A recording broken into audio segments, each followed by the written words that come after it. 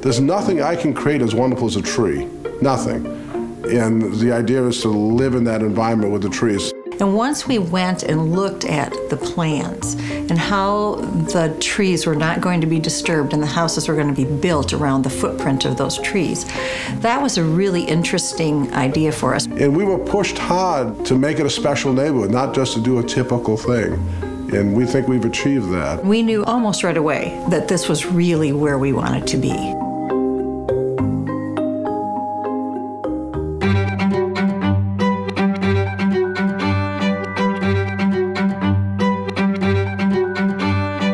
I was approached by Buddy Darby to look at the site. Thought I knew it well from the golf course, but not until you were on the site looking back at the golf course, you say, my God, the views are spectacular.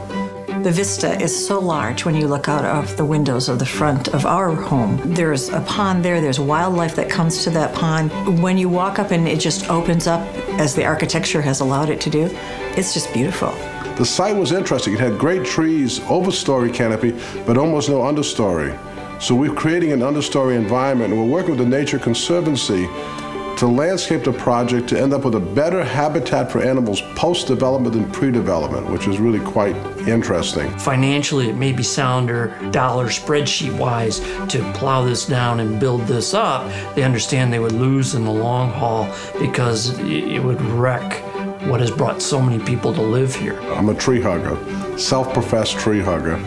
And the project is in keeping with that concept of not just producing cottages with a small footprint that nestles in the woods and allows us to save all the trees.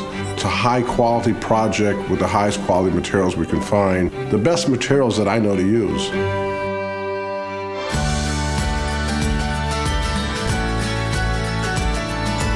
Well, starting on the outside, all the windows are impact glass. They're storm-rated, hurricane-rated windows. The copper is warranted for 200 years, and all the wood is pressure-treated trim, so there's zero maintenance on the outside. On the inside, all the flooring is select Ipe. It's one of the hottest woods you can buy. The doors are all hand-scraped Caribbean pine, stained to match the floor. The handrails are by a blacksmith in Charleston. The walls are very sculptural. They're radius corner beads, they're thick arches, sort of an English cottagey feeling to it. All the first floors are 10 foot high. We have a lot of beam vaulted ceilings. The detail is very generous. I love to cook, so I like great kitchens. All the kitchens, they're real working kitchens that you can function in. The houses are not just designed to look good, they're designed to function well, use very little energy.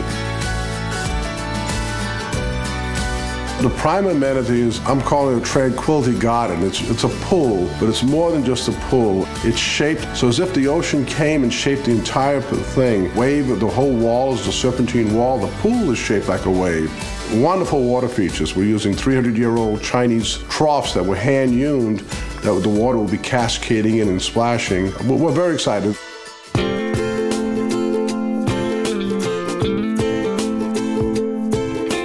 I think one of the things that draws you back to Kiawah is that you want to be part of something. You either want to be part of the life on the island, or you just like that sense of belonging. This neighborhood really gives you that. We kind of like this idea of here being a little more central, right size house, right location, sense of community. It really feels like a neighborhood in here. As wonderful as Kiawah is, the landscape, the buildings, the amenities, the people, it's an extremely relaxed lifestyle of really nice, active people. And that's what makes it very, very special. Just in the months that we've been building the house, we've met at least 4 neighbors that have their homes already fairly underway or finished. You already feel like you know them. There is a real sense of community here. Our children think of this very much as a second home. That was a huge influence on moving into Cypress Point.